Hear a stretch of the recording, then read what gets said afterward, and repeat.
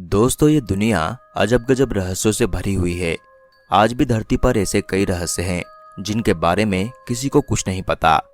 आज हम आपको एक ऐसी ही रहस्यमय घाटी के बारे में बताने जा रहे हैं जिसके बारे में कहा जाता है कि उसे आज तक कोई भी नहीं ढूंढ पाया, जबकि ऐसा माना जाता है कि ये घाटी अरुणाचल प्रदेश और तिब्बत के बीच में कहीं स्थित है। इस जगह को शंग्रीला घाटी के नाम से जाना जाता है। शंग्रीला को वायुमंडल के चौथे आयाम यानी कि समय से प्रभावित जगहों में से एक माना जाता है। ऐसी जगहों पर समय थम सा जाता है और लोग जब तक चाहे तब तक जीवित रह सकते हैं। इस घाटी को धरती का आध्यात्मिक नियंत्रण केंद्र भी कहा जाता है। दुनिया भर के कई लोग शंग्रीला घाटी का पता लगाने की नाकाम कोशिश कर चुके हैं, लेकिन आज तक किसी को भी इसमें सफलता नहीं मिली। जाने माने तंत्र साहित्य लेखक और विद्वान अरुण कुमार शर्मा ने अपनी किताब तिब्बत की वह रहस्यमय घाटी में इस जगह का विस्तार से जिक्र किया है। उनके मुताबिक युत्सुक नाम के एक लामा ने उन्हें बताया था कि शंग्रीला घाटी में काल का प्रभाव नगण्य है और वहां मन, प्राण और विचार की शक्ति एक विशेष सीमा तक बढ़ जाती है। उन्होंने बताया कि अगर कोई वस्तु या इंसान अनजाने में यहाँ चला जाए तो वह दुनिया में कभी वापस नहीं आता। युत्सुक के मुताबिक वे खुद इस रहस्यमय घाटी में जा चुके हैं। उनका दावा है कि वहां ना तो सूर्य का प्रकाश था और न ही चंद्रमा। चारों तरफ एक रहस्यमय प्रकाश फैला हुआ था। तिब्बती भाषा की किताब काल विज्ञान में इस घाटी का जिक्र मिलता है। यह किताब आज भी तिब्बत के तवांग मठ की पुस्तकालय में सुरक्षित रखी हुई है। इस घाटी को सिद्धाश्रम भी कहते हैं, जिसका जिक्र महाभारत से लेकर वाल्मीकि रामायण और वेदों में भी मिलता है। जेम्स हिल्टन नामक लेखक ने अपनी किताब lost horizon about the lost kingdom of Shangrila में इस रहस्यमय जगह के बारे में लिखा है। हालांकि उनके मुताबिक यह जगह एक कल्पना मात्र हो सकती है। शंग्रीला घाटी के बारे में पता लगाने वाले कई लोग हमेशा हमेशा के लिए गायब भी हो गए हैं। ऐसा भी कहा जाता है कि चीन की सेना ने इस घाटी को ढूंढने की बहुत कोशिश की, लेकिन वो इस जगह का पता नहीं लगा सके।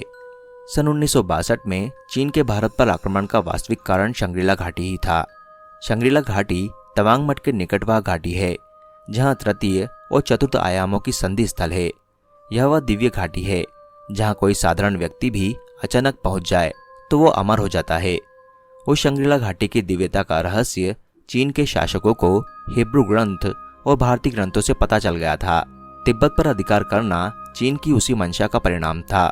जब तिब्बत पर अधिकार करने के बाद भी वह घाटी नहीं मिली तो सन 1962 में अरुणाचल प्रदेश स्थित तवांग मठ के नजदीक हमला करना, वहां के भूभाग पर कब्जा करना उनकी उसी योजना का हिस्सा था। वहां उस घाटी में सैकड़ों हजारों की संख्या में उच्च कोटि के योगी, साधक, सिद्ध, तपस्यारत है। वहां हमारे 3 आयामों वाले संसार की तरह समय की गति तेज नहीं है, बल्कि वहां समय मंद है। वहां पहुंच जाने वाला व्यक्ति हजारों सालों तक वैसा का वैसा ही बना रहता है, यानी कि युवा, स्वस्थ और अक्षुण्य। यही कारण है कि उस विशेषता के कारण चीनियों की नियत उस क्षेत्र के लिए हमेशा से कब्जा करने की रही है और आज भी वो भूटान के बहाने से वही निशाना साधने पर आमादा है। लोगों का मानना है कि ये जगह किसी खास धर्म, संस्कृति की नहीं है। जो भी इसके लायक होता है वो इसे ढूंढ सकता है। सन 1942 में एक अंग्रेज अफसर एलपी फेरल को इस जगह पर कुछ खास अनुभव हुए थे, जिसके बारे में उन्होंने 1959 के साप्ताहिक हिंदुस्तान में लेख प्रकाशित करवाए थे। तिब्बती बुद्धिस्ट का मानना है कि जब दुनिया में युद्ध होगा तो संभाला का 25वां शासक इस धरती को बचाने आएगा। प्रसिद्ध योगी परमहंस विशुद्धानंद जी ने इस आश्रम की शक्तियों को महसूस किया था और सर्वप्रथम उन्होंने इस घाटी के बारे में दुनिया को बताया था। तिब्बती साधक भी इसके बारे में कहते रहे हैं। कहा जाता है कि इस घाटी का सीधा संबंध दूसरे लोक से है। शंग्रीला घाटी को बरमुंडा ट्रेंगल की तरह बताया जाता है। बरमुंडा ट्रेंगल एक ऐसी जगह है जहां से गुजरने वाले पानी के जहाज और हवाई जहाज आश्चर्यचकित रूप से गायब हो जाते हैं। वो स्थान भी भूहिनता के क्षेत्र में आता है। कहा जाता है कि चीन की सेना ने कई बार इस जगह को तलाशने की कोशिश भी की, लेकिन उसे सफलता नहीं मिली। तिब्बती विद्वान युत्सुक के अनुसार इस घाटी का संबंध अंतरिक्ष के किसी लोक से भी है। युत्सुक ने वाराणसी के तंत्र विद्वान अरुण शर्मा को बताया था।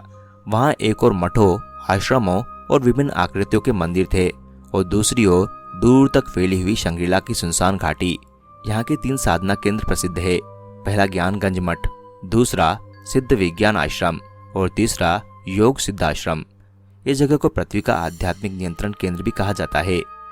आध्यात्म क्षेत्र, तंत्र साधना या तंत्र ज्ञान से जुड़े लोगों के लिए ये घाटी भारत के साथ साथ पूरे विश्व भर में मशहूर है।